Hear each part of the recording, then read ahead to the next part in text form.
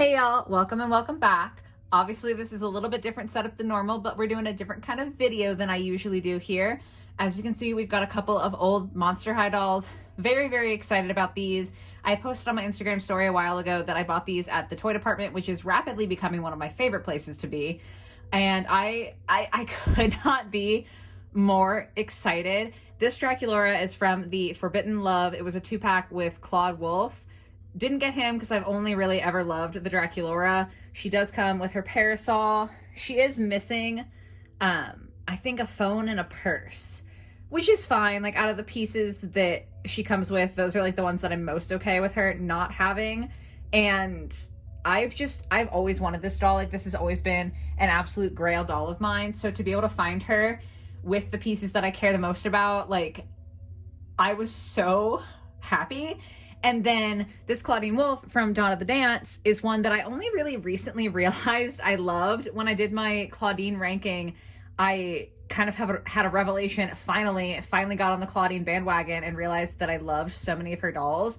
And this was one that I was absolutely obsessed with. So to be able to grab her also was just honestly unbelievable luck on my part. Like, so excited. However, obviously they are older dolls. They're not looking their absolute best. I know I'm like switching back and forth between the two, so sorry. But what we're going to be doing today is a little bit of doll restoration. So with Draculaura, she is going to need a hair wash and a little bit of a restyle. She's like a little bit uneven, very, very gluey, so she's going to need some help there. And then she also has, I hope you can see it, right above this button, a little bit of fraying where the two different fabrics of her dress meet. So I'm going to need to do something to try to fix that. And then last thing I think she needs is she's got like paint on just this hand. I don't know if this was supposed to be giving her painted nails originally, or if this is just a factory defect. I'm aiming towards factory defect because I don't remember the Monster High dolls really having painted nails. But I'm just going to take some acetone and clean that up. So should be an easy fix. The thing I'm most nervous about is definitely this button here. So that's what we're going to be doing with her today. And also, like, sorry to go off on a tangent, but they both came with their original stands and Clawdeen came with her brush. And like, that is so rare, I feel like, to be able to buy a Monster High doll with the stand because so many people keep the stand. So like, very exciting stuff. Anyway, though, on to what else we're fixing. With Clawdeen, again, the hair is looking a little rough. She needs a little bit of help. And then the other thing is that she's got a big hole on the inside of her tights here, and that I'm not 100% sure how I'm gonna go about fixing because I'm not good at sewing. I have never sewn something successfully other than like maybe a pillow with my mother's assistance. And I think also under her shoes, yeah, like the toes are, I feel like I have to be so careful. Okay, so it's not terrible, but the toes are definitely starting to fray a bit. So I'm a little nervous about it. Yeah, like there's another little baby hole right in there. So yeah, obviously the big part is this one up by her thigh. We're gonna have to figure out what to do with that. But that's a problem for future me. It's not gonna be far in the future for you. That's what we're doing today, is fixing up these two dolls. Very, very excited to get to the end of this project and have two of like my Grail dolls just really sitting pretty. So let's get started, I guess. Step one, I'm just filling up a bowl with cold water and Dawn dish soap to soak the dolls in. Realistically, this doesn't do like a ton for them because it doesn't conquer the glue seepage whatsoever. I have to use different stuff for that, but it just makes me feel better to have them like cleaned up a little bit. I don't really know, but fill up the bowl. I get the doll's hair wet so it's like more absorbent and let them soak in there for a little while. After their debatably unnecessary Dawn dish soap bath, I am next washing the hair with laundry detergent. I just mix that up with boiling water this time to really, really get it like as clean as possible. And I'm also later on going to add in a couple drops of orange essential oil. I cannot for the life of me figure out why this stuff tends to work in loosening up the glue, but it does. However, I am very allergic to it, so that's super fun. And also it can be bad for your cats. So once I'm done stirring the dolls into this mixture and I add the couple drops, I do put it in a separate room from my cats because I'm not trying to hurt pets. So just if you decide to do that, please keep that in mind. And then that's going to sit like overnight. While that's sitting, though, I can go ahead and turn my attention to the clothes, which is the part that I'm much, much more nervous about. I bought this fray check because Lord knows if I can fix it with something like glue instead of sewing, I'm going to. I cannot express how bad I am at sewing. So first I'm taking a look at Draculaura's dress, just because that's the one that I think I'm more likely to have to use fray check on. Turn it inside out to kind of actually assess the situation. And yeah, it's just going to be a fray check, basically just a glue job to fix it, only because it was so frayed that I would have to use this stuff anyway to even make it something resembling fabric again to try to get my needle through it.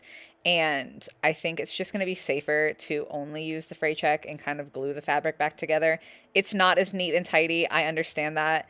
And part of it is definitely just that I don't want to have to use sewing needles any more than I have to, but I also just think that with my skill level, I would cause more damage trying to sew this back together than I would trying to glue it. So I'm just going to press that into both sides and just stick with glue on this one. Unfortunately for me, I do know that Clawdeen's fishnets are a different story. I pretty much have no other option other than to try to sew these back together. So I'm just turning them inside out so that I can assess the damage fully and then also be working on like the proper side for sewing for these. I do want to say I have a needle. I'm stitching these together. I don't know what stitch it is. You can barely see it anyway because I'm bad at getting things in frame. But I don't know what stitch it is. I know that I'm doing a poor job. I'm sorry if you guys are seamstresses or sewers in the comments. I'm sorry to my mom who watches this, who can sew. I just can't. So I'm doing the best that I can with my limited knowledge. With that limited knowledge and like maybe 5-10 minutes, this is what I end up with. It is definitely not neat and crisp. You can see the machine done leg on the opposite leg, how much better it looks than mine. But I'm not really concerned with how it looks. I'm much more concerned with how it functions. So we're going to turn it right side out and hope that it doesn't come out in the process. And here they are, all right side out. Again, it is not pretty or in frame. I don't know what was happening with me this day. But yeah, not pretty, but I think it's going to serve its purpose, and it's on her inner thigh, so like it's okay if it doesn't look the most attractive. Just if it stays on her and there's not a huge gaping hole, that's a win to me, and I think I got that accomplished. And then after waiting overnight, we can go ahead and pour out the detergent mix that the dolls were like sitting in for their hair, wash that out really, really thoroughly, and then because I am paranoid and don't want any residue on them, I'm also going to do a secondary Dawn soap wash just to really make sure that they're as clean as possible.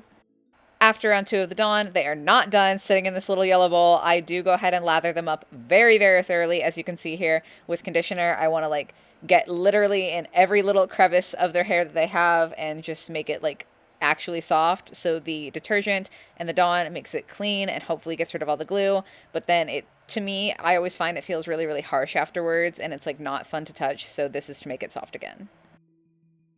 With the conditioner rinse, I also left them sitting in that for like 24 hours, but it was very, very much well worth it if the bowl will stop falling over. You can see here that I can actually put my fingers through Draculaura's hair. It's not stiff at all. It's super soft and workable now, which is what we want from doll hair overall. So then it's just time to rinse the conditioner out.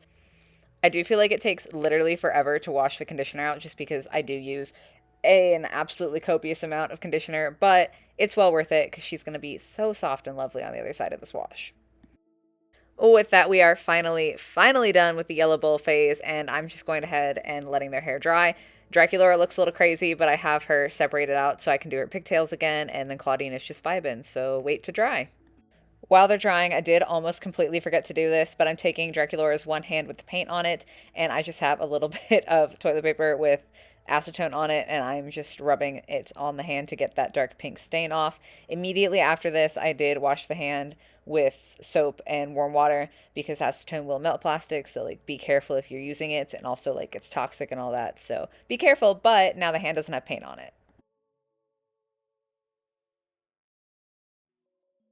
And here is the finished result.